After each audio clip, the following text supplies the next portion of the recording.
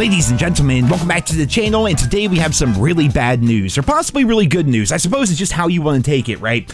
We all know that Activision is scrambling right now. The player counts are at record lows for the Call of Duty franchise. We've heard the leaks, we've heard the rumors. Apparently Warzone itself might be going away if they can't get those player numbers up, and what they're going to be doing is they're putting all their eggs into the Verdansk basket. You guys know Season 3, they're bringing back Verdansk for Warzone, and they even delayed Season 3, which really doesn't make a ton of sense because they only have one shot when it comes to re-releasing that map, right? That update has to be flawless. The anti-cheat has to work perfectly. Verdansk has to be beautiful, has to bring back like all those nostalgic fans. They have to add a bunch of the old original Warzone weapons. Like, they're going all in. We've covered it a ton here on the channel. They even teased previously that with Season 3, they're going to be updating the anti-cheat quite a bit, like different things are going to be added, and apparently it's all just going to work flawlessly, right?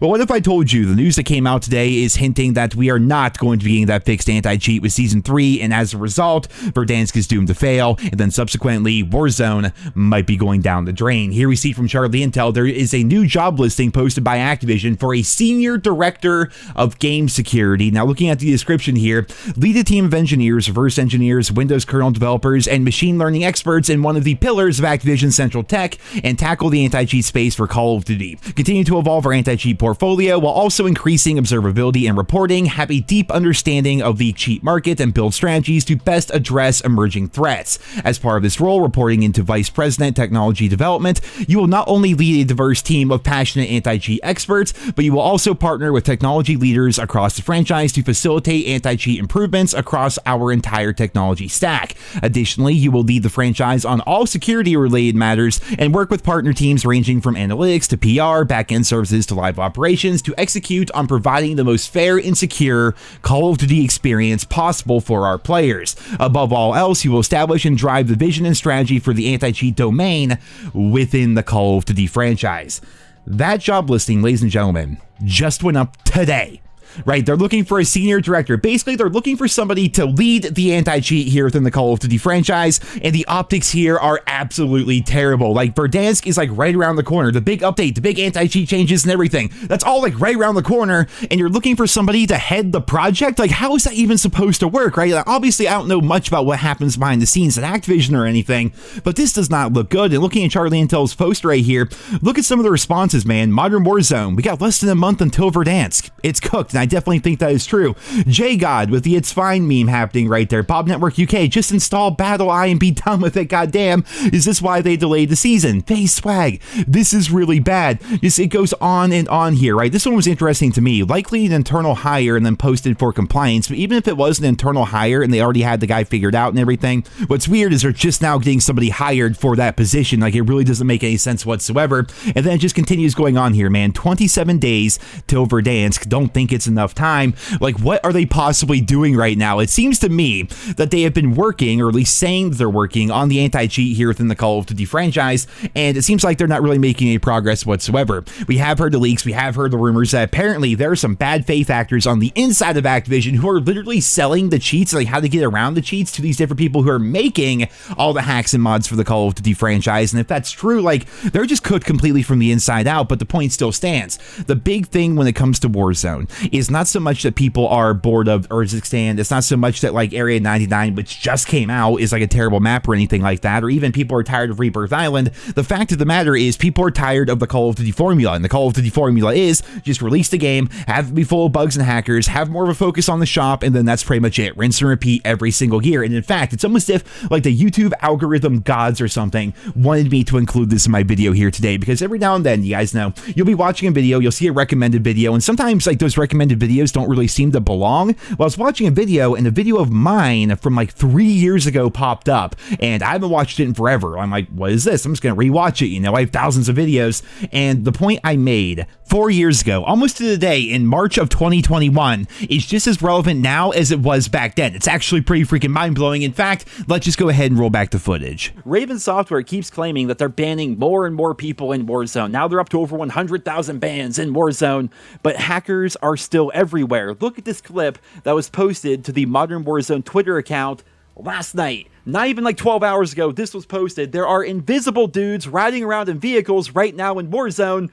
How is this possible? Like, how is this actually possible? Actual cheats and actual hackers are not being addressed in Warzone whatsoever because the game has virtually no anti-cheat, and the reason why is because they don't really care about an anti-cheat. They just care about selling the countless bundles that they have for the Modern Warfare weapons and now the Black Ops Cold War weapons, and that's been their main priority pretty much since the launch of Warzone, right? Their main priority is selling those cosmetics as compared to fixing their game and making an enjoyable gameplay experience for the people who are lining their wallets ever so thoroughly by buying bundle after bundle after bundle. Do you guys see what I'm talking about here, man? It's the Call of Duty formula. It is how systematically broken this entire franchise has been. It's not even necessarily that Warzone is terrible now, or even necessarily Black Ops 6 as a whole.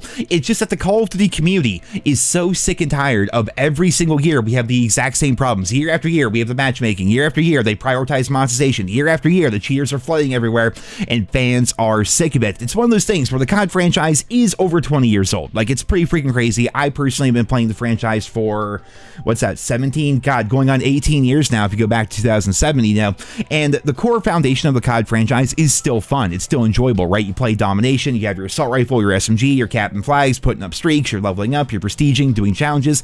That core gameplay loop and everything is still fantastic. I think fans still genuinely enjoy that, but when they've manipulated and warped and twisted everything on top of that to take that core foundation and make it a money-making machine, well, fans got burnt out on that. After all these years, fans were just tired of it. I've said it time and time again, I don't necessarily think that Black Ops 6 is like a terrible game by any stretch of the imagination. In fact, on Twitter right now, there's kind of like a trend going on where people are reviving the old tier lists and everything, where people used to make videos on that. I did a few myself even, and I'm like, okay, I'll throw my hat in the ring, and here's the tier list I came up with from 2007 onwards when it comes to the COD franchise. And as you can see, I have Black Ops 6 as a C, which is just solidly average. Like, at its core, I don't think Black Ops 6 is a terrible game, but the matchmaking system, the lack of an anti-cheat, the fact that the game's servers are basically run by hamsters despite the fact that they make so much money every single year, you know, these problems have existed forever, but fans are getting burnt out on it. I've been burnt out on it for a long time. I've been making videos like this for years and years now, right? And the rest of the COD community finally seems to be waking up. The rest of the COD community are finally tired of this as well, which is putting Activision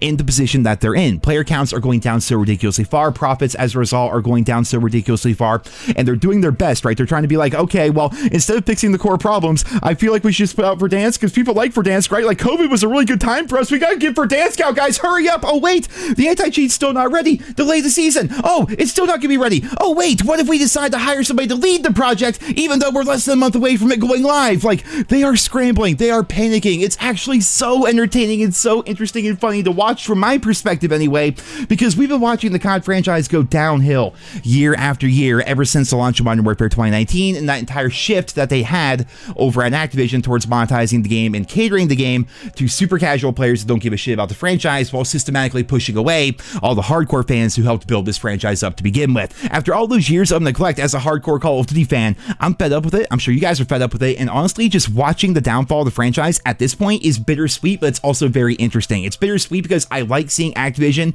reaping what they've sown, but at the same time, it's still my favorite franchise. I want Call of Duty to flourish. I want it to be back on top like it used to be, but for that to happen, Activision is going to have to keep eating some more crow, I suppose, before they finally realize that all they have to do to save the franchise is just listen to everything we've been saying over the course of the past 5 or 6 years. Ladies and gentlemen, that is going to be all for this quick little video here today. I hope you enjoyed it. Leave your thoughts and feedback down there in the comments. What do you make of Activision finally deciding to hire somebody to lead the Rico Chat anti-cheat? Like, I truly hope that they just like fired somebody because they were really terrible at their job and they're like trying to replace that person, because imagine a world where they're just now finally having somebody like properly oversee the entire thing as compared to having like a skeleton crew running it. Like, I don't know the ins and outs or what's going on. All I know is over the course of the past 5 or 6 years, the anti-cheat has done virtually nothing here in this franchise, like really nothing at all. You guys saw that clip from like 4 years ago, man. It's been this bad for this long. So are they finally gonna get their act together? I'm betting not, and I'm betting it's gonna be a complete shit show and a dumpster fire when Season 3 and Verdansk come out. And as always, I'll be here with you guys every step of the way, keeping you guys up to date with all the news and all the information. But for right now, I'm going to wrap up this video. I hope you enjoyed it. Leave your thoughts and feedback down there in the comments. Thank you all so much for listening and your continued support of my channel, and I hope you guys all